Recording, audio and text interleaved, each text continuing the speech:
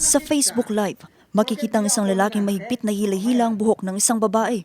Dito dinig ang tila paghimutok ng lalaki sa babae na kanya palang karelasyon. Ipakita mo para ako nananakit? Ay na! Ano? Ako daw nananakit eh. Sinubukan pang magpumiglas ng babae pero binatukan at makailang beses pang hinila ang buhok nito. Hindi, huwag mo iibahin ang usapan. Dugyo ka kasi, dugyo ka. Ito, nasa video. Gusto mo magpakulong ako? Diba gusto mo noon pa? Nagpa-blatter ka pa? Diba? Yan, magpakulong ka na ngayon. Gusto mo ng ganito? Hindi, huwag mo akong gaganyanin. Diba? Gusto mo ng ganito? Gusto mo ng ganito? Deleted na ang Facebook Live pero ang insidente kinabahala ni Tuguegarao City Mayor Myla Tingke. Dito sinabi niyang dapat sumailalim sa malalimang investigasyon ng insidente.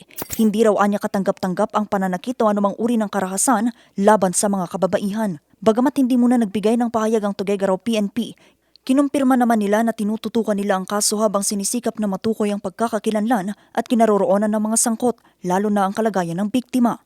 Paalala naman ng mga otoridad, ang violence against women and their children o VAUCI ay isang krimen sa ilalim ng Republic Act 9262 o ang Anti-Violence Against Women and their Children Act of 2004.